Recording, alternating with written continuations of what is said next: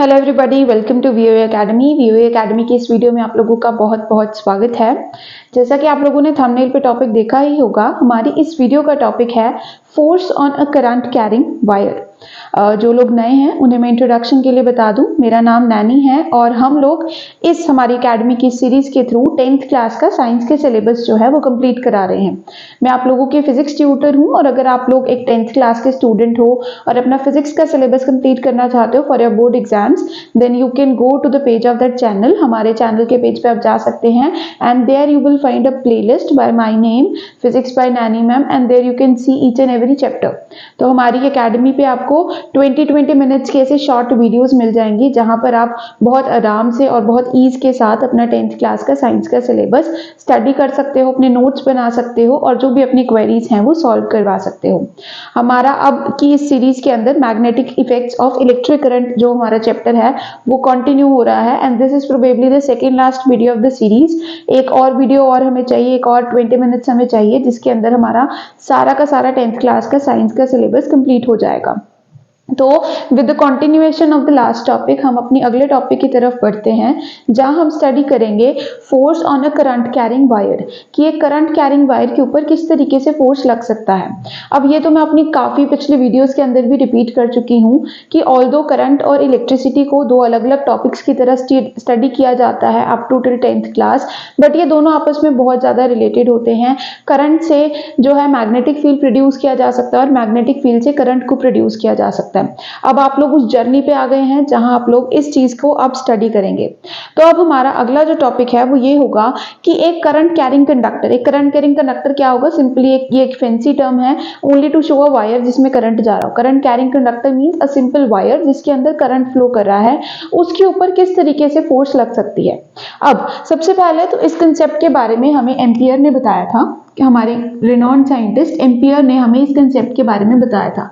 Ampere आपको पता भी लग गया होगा, करंट के यूनिट्स भी हमने इन्हीं के नेम से जो है वो डिराइव किए हैं।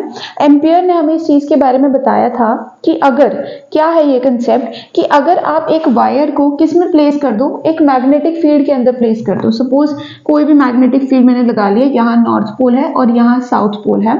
मैंने एक मैग्नेटिक फील्ड के अंदर क्या प्लेस कर दी, एक वायर प्लेस कर दी और इस वायर के अंदर क्या जा रहा है, इस वायर के अंदर करंट जा रहा है। सपोज ये एक सर्किट से जुड़ी हुई है इस तरीके से and the current is passing through this wire. अब आप देख रहे हो पॉजिटिव नेगेटिव, मैंने एक बैटरी लगाई है तो करंट की डायरेक्शन भी सबको पता लग रही होगी, इस डायरेक्शन में जो है करंट फ्लो कर रहा है।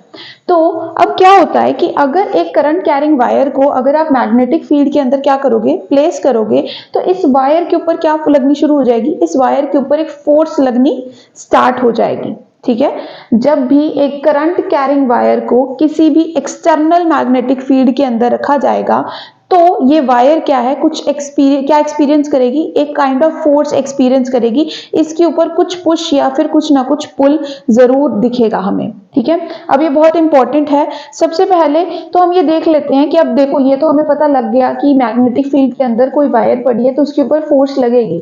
जो हमारा नेक्स्ट इंपॉर्टेंट एस्पेक्ट है वो ये देखने का है कि अगर एक पर्टिकुलर वायर के ऊपर फोर्स लग रही है तो वो फोर्स किस डायरेक्शन में लगेगी। ठीक है, डायरेक्शन मेजर करना भी उतना इंपॉर्टेंट है जितना कंसेप्ट का पता होना जरूरी है।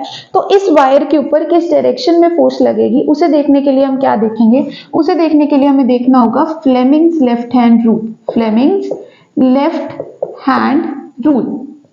अब ये रूल क्या है, ये एक सिंपल मेथड है जिसके थ्रू आप ये देख सकते हो कि एक वायर के ऊपर किस डायरेक्शन के अंदर जो है वो फोर्स लगेगी।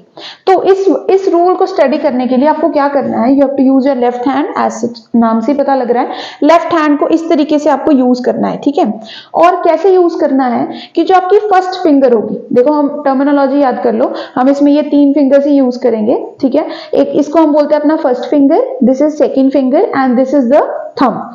ठीक है, तो आपको अपने हाथ को इस तरीके से स्ट्रेच कर लेना है सच दैट कि जो आपकी फर्स्ट फिंगर है, जो आपकी फर्स्ट फिंगर है वो आपको क्या बताती है, वो आपको बताएगी मैग्नेटिक फील्ड की डायरेक्शन। उसे आपको किस डायरेक्शन में पॉइंट करना है, इन the direction of magnetic field. और जो आपकी सेकेंड फिंगर है वो सेकेंड फिंगर को आपको अलाइन करना है इन द डायरेक्शन ऑफ करंट, उसको आपको लाइन करना है इन द डायरेक्शन ऑफ करंट। बचा क्या, थंब। थंब आपको बताएगा कि फोर्स किस डायरेक्शन में लगेगी। थंब आपको क्या बताएगा, थंब आपको ये बताएगा कि ये फोर्स जो है ये किस डायरेक्शन में लगेगी। ठीक है, आई होप मैं एक बार अब समराइज कर देती हूँ कितना पड़ा। करंट कैरिंग वायर, कोई भी करंट कैरिंग वायर को अगर एक्सटर्नल मैग्नेटिक फील्ड के अंदर रखा जाएगा तो इस वायर के ऊपर कुछ ना कुछ फोर्स लगेगी। अब अगर फोर्स लग रही है तो सबसे पहला इंपॉर्टेंट एस्पेक्ट क्या हुआ, ये देखने का कि ये फोर्स किस डायरेक्शन में लगेगी। डायरेक्शन देखने के लिए हम यूज करते हैं फ्लेमिंग का left hand rule. Left hand rule में अपने फिंगर्स को इस तरीके से स्ट्रेच करेंगे। हमारी जो फर्स्ट फिंगर है वो रिप्रेजेंट करेगी हमारा मैग्नेटिक फील्ड, हमारी सेकेंड फिंगर रिप्रेजेंट करेगी हमारी करंट की डायरेक्शन, एंड हमारा थंब रिप्रेजेंट करेगा कि जो हमारी फोर्स है वो किस डायरेक्शन में लग रही है। तो आइए ये रूल हम यहाँ पे यूज करके देखते हैं। ठीक है, अब फर्स्ट फिंगर को अलाइन करना इन the direction of magnetic field. अब एक्सटर्नल मैग्नेट इस तरीके से लगे हुए हैं, उसका नॉर्थ पोल यहाँ है, उसका साउथ पोल यहाँ है। अब हमें देखना क्या है, अब हमें ये बताना है कि मैग्नेटिक फील्ड किस डायरेक्शन में होगा। अब ये तो हम स्टडी कर चुके हैं। Outside the magnet magnetic field हमेशा किस डायरेक्शन में होता है, मैग्नेटिक फील्ड डायरेक्शन होती है from north pole to south pole. तो ये हमारी मैग्नेटिक फील्ड की डायरेक्शन है, तो मैं अपनी फर्स्ट फिंगर को इस डायरेक्शन में अलाइन कर लेती हूँ। हो गई। अब ये जो हमारी सेकंड फिंगर है इसको किस डायरेक्शन में अलाइन करना है, इसको अलाइन करना है इन द डायरेक्शन ऑफ करंट। अब करंट तो आप देख रहे हो किस डायरेक्शन में जा रहा है, नीचे की तरफ। तो मैं अपना हाथ मूव कर दूं ऐसे, देखो फर्स्ट फिंगर अभी भी मैग्नेटिक फील्ड की डायरेक्शन में है, सेकंड फिंगर किसकी डायरेक्शन में हो गई, करंट की डायरेक्शन में। अब थंब किस डायरेक्शन में पॉइंट कर रहा है, आउटवर्ड। थंब किस डायरेक्शन में पॉइंट कर रहा है विजय, थंब पॉइंट कर रहा है आउटवर्ड डायरेक्शन में। सो अगर इस वायर को इस तरीके से प्लेस किया जाएगा in the external magnetic field जो इस डायरेक्शन में है, और अगर उसमें करंट इस डायरेक्शन में फ्लो कर रहा है, तो इस वायर के ऊपर फोर्स लगेगी कैसे, आउटसाइड दिस बोर्ड, बाहर की तरफ, इस तरफ इसमें फोर्स लगेगी। ठीक है, आई होप आपको ये टॉपिक समझ में आ रहा हो। और इस टॉपिक की बहुत इंपॉर्टेंट एप्लीकेशंस हैं, कुछ ऐसी एप्लीकेशंस हैं जो आप डेली लाइफ में यूज करते हो। आपको ये टॉपिक आप पहली बार पढ़ रहे होगे, बट इसकी जो एप्लीकेशन है, इसके जो यूजेस हैं वो अपने बचपन से आप यूज करते हुए आ रहे हो। ठीक है, तो अब हमने क्या देखा कि इस तरीके से अगर एक करंट कैरिंग वायर किसी एक्सटर्नल मैग्नेटिक फील्ड में होगी तो उस पर क्या होगी, एक फोर्स की डायरेक्शन हम देखेंगे फ्लेमिंग लेफ्ट हैंड रूल से। अब इमेजिन करो अगर यहाँ पे मैं करंट के डायरेक्शन को क्या कर दूं, ऑपोजिट कर दूं। ठीक है, करंट की डायरेक्शन को क्या कर दूं, मैं ऑपोजिट कर दूं, तो फोर्स देखो। अब फर्स्ट फिंगर को अलाइन करना इन the direction of magnetic field, magnetic field अभी भी ऐसी है। फिर हमें अलाइन करना है जो हमारी सेकंड फिंगर है उसको करंट की डायरेक्शन में, करंट है हमारा ऊपर की तरफ, तो इस तरीके से हो जाएगा। अब आप देखो आपका थंब किस डायरेक्शन में आ रहा है, थंब मेरा आ रहा है ना इनवर्ड डायरेक्शन के अंदर। तो इसका मतलब अगर मैंने करंट की डायरेक्शन को ऑपोजिट कर दिया तो यहाँ पे फोर्स की डायरेक्शन भी क्या हो गई, ऑपोजिट हो गई। यानी यहाँ पर मैं आपको क्या समझाने की कोशिश कर रही हूँ, यहाँ पे मैं आपको फैक्टर्स बता रही हूँ कि जो फोर्स है वो कौन कौन से फैक्टर्स पे डिपेंड करती है। सबसे पहले फोर्स एक वेक्टर क्वांटिटी है, तो फैक्टर्स में हम कौन से फैक्टर देखेंगे, वो फैक्टर देखेंगे जो इसके मैग्नीट्यूड को इफेक्ट करेगी, और दूसरे ऐसे फैक्टर जो इसके डायरेक्शन को इफेक्ट करेगी। अब देखो किसी भी वायर के ऊपर कितनी फोर्स लग रही है, सबसे पहले बहुत क्लियर है वो किस पे डिपेंड करेगी कि मैग्नेटिक फील्ड कितना है। अब जितनी स्ट्रॉन्ग मैग्नेट लगाओगे रचे उतनी ही ज्यादा क्या लगेगी, इस पे फोर्स लगेगी।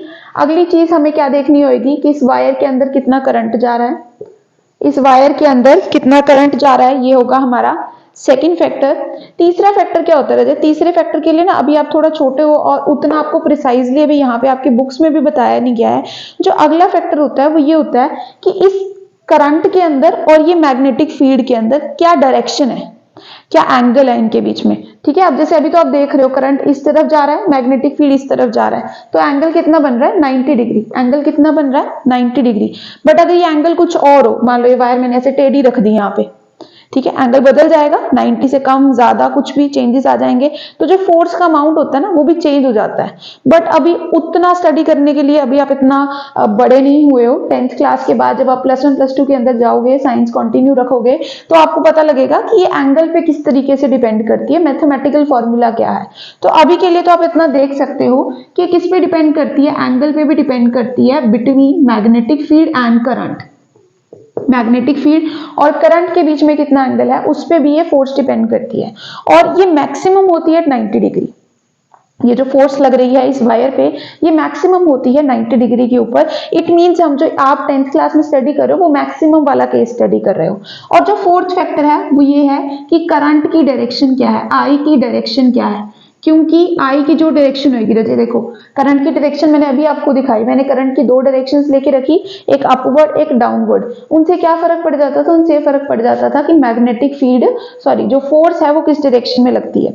अब जैसे करंट की डायरेक्शन से फर्क पड़ता है वैसे मैग्नेटिक फील्ड की डायरेक्शन से भी फर्क पड़ता है रजे। अभी ये आप लोगों की असाइनमेंट है, अगर मान लो ये मैं जो मेरी मैग्नेट साइन को मैं उल्टा कर दूं, इस तरफ साउथ पोल ले आऊं, इस तरफ नॉर्थ पोल ले आऊं, तो अब आपको मुझे बताना है कि ये वायर के ऊपर किस किस डायरेक्शन में फोर्स लगेगी। और जब आप देखोगे कैलकुलेट करोगे तो आपको क्या पता लगेगा कि हर केस में फोर्स क्या है, वो उल्टी डायरेक्शन में ट्रैवल करना स्टार्ट कर देगी।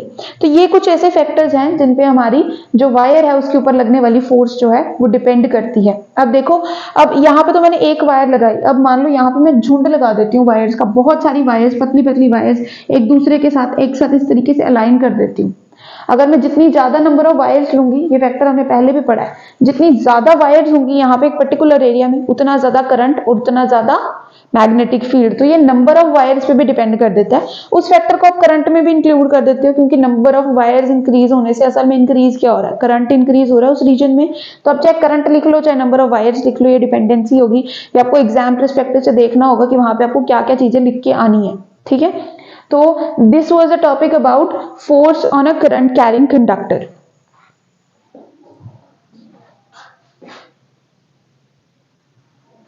अब रजे उस कंसेप्ट को स्टडी कर लेने के बाद हमारा अगला काम क्या होगा, हमारा अगला काम होगा ये देखना कि force on a current carrying conductor का हमारे पास एप्लीकेशन क्या है। मैंने अभी आपको इसी वीडियो में बताया कि ये जो आप टॉपिक है ये आप अभी स्टडी कर रहे हो, पर इसकी जो एप्लीकेशन है वो आप अपनी चाइल्डहुड से यूज करते आ रहे हो। वो कैसे, उसका यूज होता है रजे इलेक्ट्रिक मोटर्स के अंदर। किसके अंदर यूज होता है, इलेक्ट्रिक मोटर। अब इलेक्ट्रिक मोटर ऐसी चीज है जो हर एक इलेक्ट्रिक अप्लायंस में आपको मिलती होगी। वो आपको फैंस में मिल जाती होगी, वो आपको वॉशिंग मशीन्स में मिल जाती होगी, वो कुछ जनरेटर्स में मिल जाती होगी, कहीं पे भी किसी भी कोई भी टॉय हो जाता है उसमें भी कई बार छोटी छोटी क्या लगी होती है, इलेक्ट्रिक मोटर्स लगी होती हैं, ठीक है। तो ये इलेक्ट्रिक मोटर्स क्या है, ये इलेक्ट्रिक मोटर काम करती हैं on the principle of force on a current carrying conductor in presence of magnetic field. अब मैं आपको क्या है, अब मैं आपको यहाँ पे एक सिंपल सी इलेक्ट्रिक मोटर की फंक्शनिंग शो करूंगी, ठीक है। मैं आपको ये दिखाऊंगी कि एक सिंपल इलेक्ट्रिक मोटर किस तरीके से काम करती है।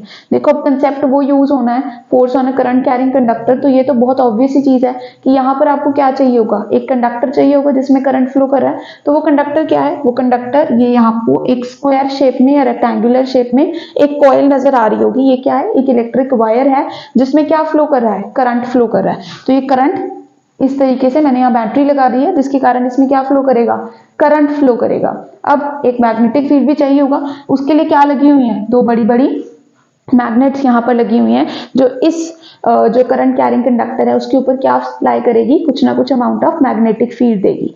अब इस इलेक्ट्रिक मोटर का काम क्या होता है, तो इस इलेक्ट्रिक मोटर का काम सिंपल होता है। इसका काम होता है इलेक्ट्रिकल एनर्जी को मैकेनिकल एनर्जी में कन्वर्ट कर देना, ठीक है। जैसे अब देखो फैंस के अंदर मोटर लगी होती है तो उसमें क्या होता है हमारे पास, हम स्विच ऑन करते हैं, स्विच ऑन करने से क्या होता है, उस फैन में कुछ अमाउंट ऑफ इलेक्ट्रिसिटी जाती है और वो इलेक्ट्रिसिटी किस में कन्वर्ट हो जाती है रजे, मैकेनिकल एनर्जी। मैकेनिकल एनर्जी मतलब काइनेटिक प्लस पोटेंशियल। तो जैसे ही हम स्विच ऑन करते हैं इलेक्ट्रिसिटी उसके ऊपर जाती है और वो क्या करना शुरू कर देता है, घूमना शुरू कर देता है। घूमना मीन्स क्या होगा, रोटेशनल काइनेटिक एनर्जी। सो मोटर का काम क्या है, इलेक्ट्रिकल एनर्जी को मैकेनिकल एनर्जी के अंदर कन्वर्ट कर देना। अब ये होता कैसे है, देखो यहाँ पर एक छोटी सी चीज लगी हुई है, एक आपको ड्रम शेप दिख रहा होगा, इसको एक्सेल बोलते हैं। एक्सेल ये घूमती है रजत, ठीक है। ये क्या है हमारे लिए, एक एक्सेल है, ठीक है, जिसके ऊपर क्या लगा हुआ है, हमारे दो ब्रशेस लगे हुए हैं, एक का नाम क्या है एक्स, एक का नाम क्या है वाई। ब्रशेस का काम क्या है, ब्रशेस का काम है यहाँ पे जो ये बैटरी है इसको बैटरी के थ्रू यहाँ पर इस रिंग्स में करंट को सप्लाई करना। ये पी क्यू जो आपको दिख रहे होंगे ना, ये स्प्लिट रिंग्स है। स्प्लिट रिंग्स असल में क्या होते हैं, मान लो आप सिंपल अपने मदर की कोई चूड़ी ले लो, उसको आप आधे आधे हिस्से में बांट लो तो इस तरीके की दो रिंग्स बन जाएंगी। इनको हम क्या बोलते हैं, स्प्लिट रिंग्स। तो ये स्प्लिट रिंग्स लगी हुई है पी एंड क्यू, और स्प्लिट रिंग से क्या जुड़ी हुई है, ये हमारी वायर जुड़ी हुई है। अब इस वायर को करंट सप्लाई करना है तो करंट सप्लाई करने के लिए रिंग्स के ऊपर क्या लगे हुए हैं, दो ब्रश लगे हुए हैं, ठीक है। वो क्या कर रहे हैं, इस बैटरी से जितना भी पोटेंशियल है वो इसके ऊपर सप्लाई कर रहे हैं ताकि इसके अंदर क्या फ्लो कर सके, करंट फ्लो कर सके, ठीक है। है। अब होता क्या रहता है, देखो सिंपल सा मैकेनिज्म है, हम एक एक करके चलते हैं। मान लो अब आपको पता है हमने यूज क्या करना है, हम देखो ये सेटअप तो मैंने लगा दिया, अब देखो इसकी फंक्शनिंग हम खुद देखते हैं। अब आपको ये पता है एक वायर है, उसमें करंट जा रहा है, उसके ऊपर मैग्नेटिक फील्ड लग रहा है, तो उसके ऊपर नेचुरली कुछ ना कुछ फोर्स होगी। तो फोर्स को कैसे कैलकुलेट करेंगे, सिंपल सा तरीका, हम अपना Fleming left hand rule use करेंगे। फर्स्ट फिंगर किस डायरेक्शन में पॉइंट करनी चाहिए, हाँ जी, फर्स्ट फिंगर पॉइंट करेगी in the direction of magnetic field. अब मैग्नेटिक फील्ड यहाँ पे ऐसे ही होगा, नॉर्थ से साउथ होगा, ठीक है। और हमारी सेकेंड फिंगर किसको पॉइंट करनी चाहिए कि यहाँ पे करंट की डायरेक्शन क्या है। अब करंट ए बी के अंदर किस डायरेक्शन में मूव करा है, अपवर्ड डायरेक्शन में, तो मैं इस तरीके से अपनी वायर को, अपनी फिंगर को घुमा लूंगी, ठीक है। एंड अब मेरा थंब किस डायरेक्शन में पॉइंट कर रहा है, इनवर्ड डायरेक्शन में। इसका मतलब इस वायर के ऊपर जो फोर्स लगेगी वो कैसे लगेगी, इनवर्ड डायरेक्शन के अंदर लगेगी, अंदर की तरफ लगेगी। वेयरएज अब यहीं पे हम सीडी के ऊपर चले जाते हैं, ठीक है। सीडी में अब क्या है, मैग्नेटिक फील्ड की डायरेक्शन अभी भी यही है, करंट की डायरेक्शन कैसे हो गई, डाउनवर्ड। तो अब फोर्स की डायरेक्शन क्या होगी, आउटसाइड द बोर्ड। तो इसमें फोर्स कैसे लग रही है, बाहर की तरफ। इसका मतलब आप क्या देख रहे हो कि जैसे ही इसके अंदर, इस वायर के अंदर करंट शुरू होगा, ये इस वाली प्रोंग के ऊपर, इस वाली वायर के पार्ट के ऊपर तो अंदर की तरफ फोर्स लगेगी, इसकी तरफ बाहर की तरफ फोर्स लगेगी। इट मींस अगर ये इस तरीके से, मैं अपना हाथ मान लेती हूँ, ठीक है, इस डायरेक्शन में फोर्स लग रही है अंदर की तरफ, इसमें लग रही है बाहर की तरफ। तो इस असल में क्या होगा, ये जो आपकी कॉइल है ना, ये सारी इस डायरेक्शन में मूव करनी शुरू कर देगी, ऐसे मूव करेगी एंटी क्लॉकवाइज, ठीक है। अब जब ये एंटी क्लॉकवाइज मूव करेगी, आपको पता है ये एक्सल यहाँ पे पड़ी हुई है, ठीक है। अब ये एक्सल यहाँ पे स्टिल है अपनी, तो अब ये क्या होगा, अब जैसे ये इस तरफ मूव करेगी, इसका कांटेक्ट टूट जाएगा इन ब्रशेस के साथ, टूट जाएगा कि नहीं टूट जाएगा। अब ये कॉइल है, इस तरीके से मूव करेगी, ऐसे आ जाएगी यहाँ पे रजे, ठीक है। देखो पोजीशन बदल जाएगी, अगर मैं यहाँ पे लिख लूं ए बी सी डी, तो इस तरीके से कॉइल पड़ी है मेरी, अब ये घूम जाएगी ऐसे, तो यहाँ आ जाएगा डी सी बी ए, इस तरीके से आ जाएगी ये डी सी बी और ए, हो जाएगा कि नहीं हो जाएगा।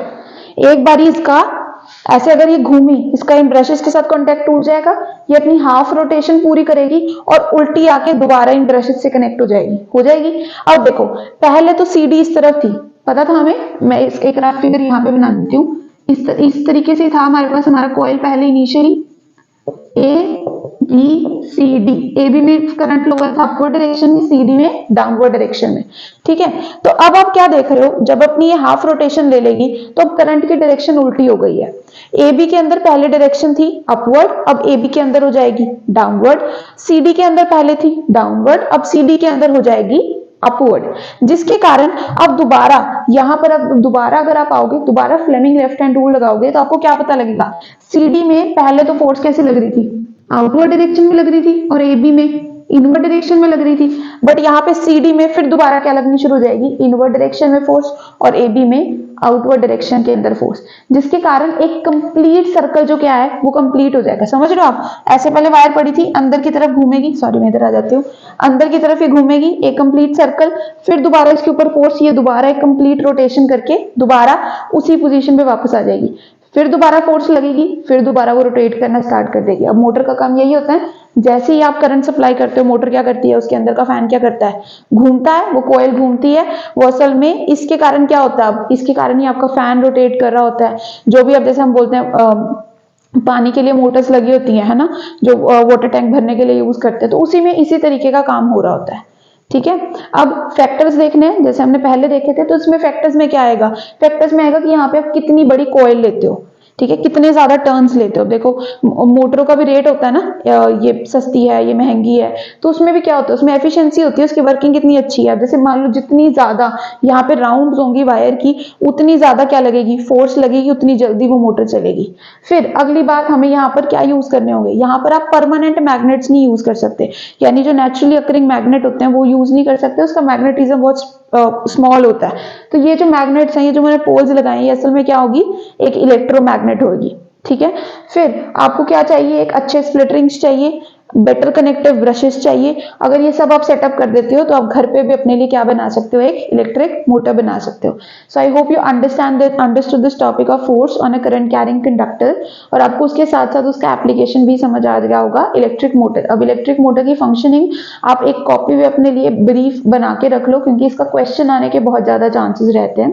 अब हमारे इस चैप्टर के अंदर एक और टॉपिक बच गया है, जो है इलेक्ट्रोमैग्नेटिक इंडक्शन, जो इसका एग्जैक्टली ऑपोजिट है। एंड सिमिलरली इलेक्ट्रिक मोटर इसका एप्लीकेशन है, उसका एप्लीकेशन भी आपको वहीं अगली वीडियो में देखना मिलेगा। तो I hope you understood this topic and see you soon in the next video. That would be the last video of this physics series and I hope you understand each of your physics concept. अगर आपको कोई भी doubt है तो आप comment section में लिख सकते हो हमें। You will get the solution of that doubt in like probably 24 hours. So thank you so much for watching.